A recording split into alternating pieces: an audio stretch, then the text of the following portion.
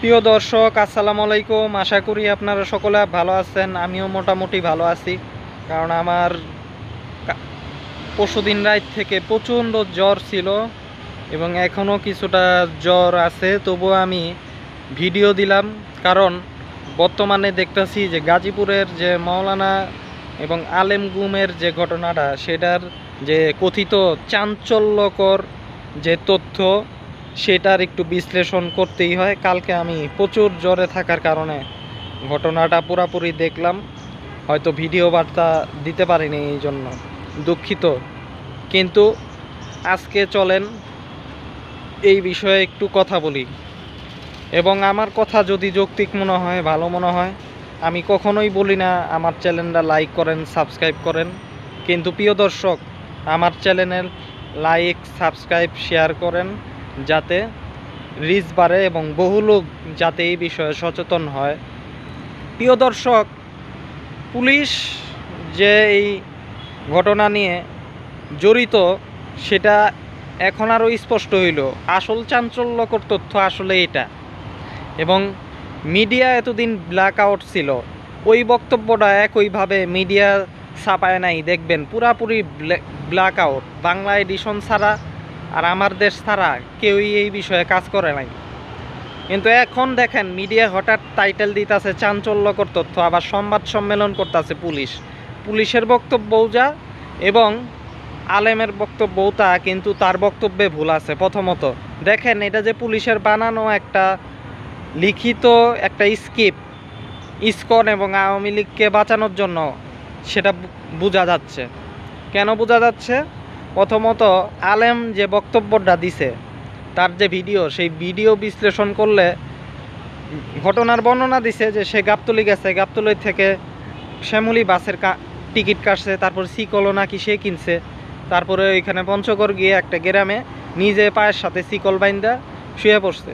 কিন্তু এখানে তার যে কথা, সেই কথার ভিতরে মনে হয় শব্দটা বারবার ব্যবহৃত হয়েছে, অর্থাৎ তার মনে হয়েছে করছে। এরপরেও কি আপনার বিশ্বাস হয় যে এটা সত্য কথা? এবং তার কথার ভিতরে একটা ভয়ের ছাপ ছিল, অদৃশ্য একটা ভয়ের ছাপ। অনেকটা বিষয়টা এরকম। আর যতটুকু শুনছি, এই ঘটনার সাথে পুলিশ এরকম নাটক কেন সাজাইল? পুলিশ মূলত গাজীপুরের যে পুলিশ, সেই পুলিশ হয়েছে আওয়ামী দোসর। এবং এই যে দেখেন গুমের বিষয়, কিন্তু প্রথমত এখানে গুমের বিষয়, এই যে সেনাবাহিনীর 15 জনের যে আইসিসিতে মামলা হইল, তাদের বিচারও হইল, পুলিশ ভয় পাইতেছে যে তাদের ব্যাপারেও কোনো তদন্ত হয় কি না।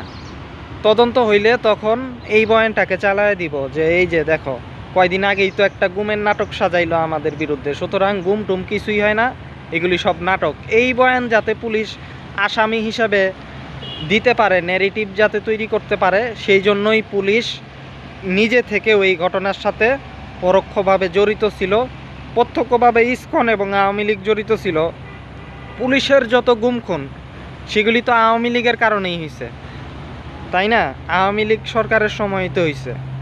পাশাপাশি ইসকন জড়িত ছিল, কারণ ইসকনের যে ধর্ষণ কাণ্ড এবং ইসকন বিরোধী যে মুভমেন্ট, সেটা কিন্তু জোরদার হইতাছে, যে ইসকনের লোকেরা একদল বাইরে হইছে, ধর্ষণ করতেছে আমাদের মেয়েদেরকে।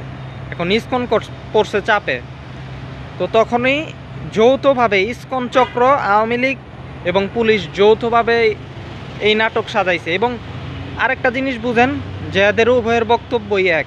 সবাই বলতাছে, এই আওয়ামী লীগের অ্যাক্টিভিস্ট যারা পলাতক, তারা বলল কি যে এটা নাকি হিন্দু মুসলমানের ফাটল ধরানোর চেষ্টা। এখন মজার ব্যাপার কি, পুলিশের বক্তব্য ঠিক সেরকমই পাওয়া গেছে, বুঝছেন? এটাকে নাটক হিসেবে দেখিয়ে সাম্প্রদায়িক চক্রান্ত হ্যানতেন এগুলি দেখানোর চেষ্টা করতেছে পুলিশ। আবার ইসকনও এই ধরনের কথা বলছে, সংবাদ সম্মেলনে ইসকন এটার দায় অস্বীকার করছে। তার মানে কি, উভয়ের সূত্রই এক, উভয়ের বয়ানই এক। আওয়ামী লীগের আসাদ নূর নিজম মজুমদারের বয়ান আগে দেখেন, প্লাস পুলিশের বয়ানটা মিলায়া দেখেন, প্লাস আলেমকে যে বন্দুক ঠেকায়া এই ধরনের কাজ করা হয়েছে, সেটা এখন স্পষ্ট। কারণ প্রিয় দর্শক, অতীতেও আমরা দেখছি যে এই যে আওয়ামী লীগ সরকার যখন ক্ষমতায় ছিল, তখন ডিবি হারুনের সময় আমরা দেখি নাই যে ছাত্রদেরকে তো খাওয়ানোর মাধ্যমে একটা বয়ান দেওয়া হইল জোরপূর্বক, তাদেরকে যে অদৃশ্যভাবে যে বন্দুক ঠেকানো হয়েছে সেটা কিন্তু মানুষ বুঝতে পারছে। এরাও তো আওয়ামী লীগ।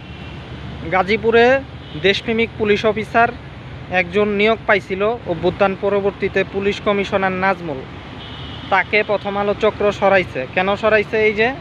এই ঘটনার সাথে প্রথম আলো চক্রও জড়িত, এই জন্য মিডিয়া তখন ব্ল্যাক আউট। আমি কেন প্রশ্ন তুলছিলাম জানেন? এটার কারণেই। আর পাশাপাশি আওয়ামী চক্র এটা নিয়ে বেশি ঘাটতেছে। কেন আওয়ামী চক্র জড়িত? এবং ইভেন ভারতীয় মিডিয়ারও বক্তব্য একরকম, দেখতেছেন? ভারতের মিডিয়ার খবর শোনেন। অর্থাৎ এটাকে একটা নাটক হিসেবে দেখানো হচ্ছে, আসলে এটা প্রকৃত অর্থে একটা গুম।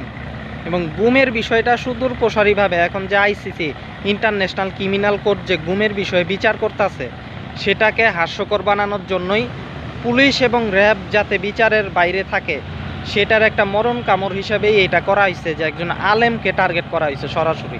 এবং ইসকন এবং আওয়ামী লীগের স্ব যে স্বার্থ সেটা জড়িত এখানে, এই জন্য ইসকন এবং আওয়ামী লীগ এখানে জড়িত এবং পুলিশ চক্র যে এখানে জড়িত, এই জন্যই তারা বিচার করতে পারে নাই। বুঝতে পারছেন? তারা উল্টা এখন জঙ্গি নাটকও সাজাইব, আমি যতটুকু জানি। এবং কি বিএনপির এক নেতারে কয়দিন আগে ফোন দিয়ে আপনারা দেখলেন না, ডাইরেক্ট কি বলল? যে রাজনৈতিক সরকার থাকলে বিক্রমপুরীকে গুলি করে মারতাম। তো এই হচ্ছে অবস্থা। দেখেন, এবার বিশ্লেষণে আসি যে এটা কেন নাটক। পুলিশ যা বলতাছে এবং উনি যা বলতাছে, এটা নাটক কেমনে? উনি বারবার বলছে মনে হয় গাবতলী গেলাম, বাসের টিকিট কাটলাম শ্যামলী। সবচেয়ে মজার ব্যাপার কি, শ্যামলী বাসের যে কথা আসছে, শ্যামলী বাস তো হিন্দুত্ববাদীদের মালিকানা এবং শ্যামলী বাসের রেপও হয় সেই শ্যামলী বাসের। আর দ্বিতীয়ত, শুধু পুলিশ একটা ক্যামেরা ভিডিও দেখাইলো, তাই না? ক্যামেরার একটা উনি বাইর হইতাছে কালো পাগড়ি পরন, সাদা জুব্বা, সাদা পায়জামা, এটা দেখাইলো পুলিশ একটা ক্যামেরার ভিডিও চাইরা। এখন সবচেয়ে মজার ব্যাপার কি, ওই ক্যামেরার ভিডিওর সাথে পঞ্চগড়ে ওই আলেমরে যে অবস্থায় পাওয়া গেছে সেই ছবির সাথে মিল নাই। কেমনে মিল নাই? যে ওই ছবিতে দেখা যাচ্ছে ওনার পায়জামা নীল এবং লাল পাগড়ি, লাল একটা রুমাল, তার সাথে কোনো পাগড়ি টাগড়ি নেই। আর এখানে উনি কালো পাগড়ি পরা। আর পুলিশের একটা, আপনি প্রশ্ন করেন আরেকটা, যে পুলিশের 6-7 দিন কেন লাগলো একটা ফুটেজ বাই করতে? আচ্ছা, গাবতলীর যে কাউন্টারে উনি টিকিট কাটছে ওই ফুটেজটা কই? আবার যিনি টিকিট কাটার সাথে জড়িত ছিল, অর্থাৎ কাউন্টারের যিনি দায়িত্বপ্রাপ্ত এবং সাক্ষী যে দিছে শ্যামলী বাসের, ওই লোক কই? ওরা কই? ওদেরকে নেওয়া হয়েছে না। আর মনে হয় গাবতলী গেছি। আসলে সবচেয়ে মজার ব্যাপার কি, গাবতলী, মহাখালী এবং সায়দাবাদে বাস কম বেশি অনেক এলাকারই পাওয়া যায়। সবচেয়ে মজার ব্যাপার, ওই আলেম যদি এত চালাকও হয়, ওই আলেম কি জানে না যে গাজীপুর থেকে মহাখালী টার্মিনাল বেশি দূরে না? সবচেয়ে মজার ব্যাপার, গাবতলীতে শ্যামলী বাস 2-1টা পাওয়া গেলেও যাইতে পারে, ঠিক আছে, কিন্তু মহাখালীতে রহ বাস আছে পঞ্চগড়ের। মহাখালী ছাইরা একজন আলেম গেছে গাবতলীতে যাওয়া অনেক কষ্ট। গাজীপুর থেকে 2টা রুট, এক হইছে আপনি আশুলিয়া সাভার হয়ে ঘুরা যাইতে হইব, আর এক হইছে আপনার ঢাকায় আসতে হইব। ঢাকায় আইসা শ্যামলী হয়ে, আপনার বিজয় সরণী হয়ে শ্যামলী হয়ে টঙ্গী থেকে তারপরে গাবতলী যাইতে হইব। একজন আলেম যদি চালাকি হয় তাইলে এত কি বোকা যে সে মহাখালী টার্মিনাল সাইরা গাবতলী গেল? এটা যে নাটক। এবং কি গাজীপুরে উত্তরবঙ্গের প্রচুর বাস হকারের মতো ডাকে, পঞ্চগড়, ময়মনসিংহ, তারপরে রাজশাহীর প্রচুর বাস কাউন্টার আছে, উত্তরা থেকে শুরু করে টঙ্গী, এইখানে প্রচুর হিউজ পরিমাণ কাউন্টার আছে। তো সেইখানে সাইরা গাবতলী গেলেন, কাহিনী কি? এবং শিকল কিনলেন তিনি, এতই পাগল। অর্থাৎ নিজের মান সম্মান, একটা কমন সেন্স আছে না? একটা আলেম, খতিব, আপনি চিন্তা করেন। আর সবচেয়ে মজার ব্যাপার যে আপনি স্থানীয় লোকের সাথে যদি কথা বলেন ওই জায়গার মসজিদের, উনি একটা খতিব, উনি ইতিপূর্বে কেমন বক্তব্য দিচ্ছেন, ওনার বক্তব্য কেমন ছিল, এগুলি বিশ্লেষণ করলে বোঝা যাইব যে উনি মানসিক বিকারগ্রস্ত নাকি চালাক। নাকি চালাক হইলেও একজন খতিবের প্রয়োজন কি এইসব নাটক সাজানো? হঠাৎ করে এই নাটক সাজানো, খতিব সাহেব জাস্ট একটা মসজিদের, প্রয়োজন কি? প্রথমত এক। দ্বিতীয়ত, উনি যদি মানসিক ভারসাম্যহীন হয় তাইলে উনি একটা গুরুত্বপূর্ণ জায়গার খতিব কেমনে হয়, তাই না? এর জন্য পুলিশের এই ঘটনাগুলি দুর্বল। আর পঞ্চগড় গেল সব জায়গা ছাইরা ভারতের সীমান্তবর্তী এলাকায়, এবং তিনি, অর্থাৎ এটা তো যাদের কমন সেন্স আছে তারা এটা ধরতে পারবো। এবং মনে হয় কথা বোঝা যায় ওই একই রকম পুলিশ এখন যে বক্তব্যটা দিতে চাইতেছে এটা ডিবি হারুনের স্টাইল। ওই যে ভাতের হোটেলে নিয়ে ছাত্রদেরকে জোর করে একটা বয়ান দেওয়া হয়েছিল ডিবি হারুন প্রথমত এক, এবং শেখ হাসিনার সাথে ওইটার মিল আছে সরাসরি। শেখ হাসিনা মনে নাই হেফাজতের যে শাপলা চত্বরের যে হত্যাকাণ্ড, সেটা শেখ হাসিনা নিশ্চিতভাবে বিচার টিচার করে নাই, শেখ হাসিনাই তো এই ঘটনা ঘটাইছে। জড়িত তো সেই, যে জড়িত সে কি নিজের বিচার করতে পারে? করে না। পুলিশ সেটার বিচার করতে গেলে পুলিশও ফাইসা যাইব। আসল কাহিনী হচ্ছে এই জন্য পুলিশ গুলি করার হুমকি দেয় একজন বাদী পক্ষর লোককে, মোবাইলে, তাও বিএনপি নেতাকে প্রথমত। দ্বিতীয়ত ওই যে শেখ হাসিনা এই জন্যই বলছিল যে ওরা রং টং মাইখা ওরা বৈশা আছে, ওইখানে শুয়েছিল, কোনো হত্যাকাণ্ড হয় নাই। ওই হেফাজতের রং মাখা যে মিথ্যা গল্প, সেইটার মতোই একটা সাজাইলো পুলিশ, একটা স্ক্রিপ্ট সাজাইলো, এবং এখানে ভুক্তভোগী মুহিবুল্লাহ।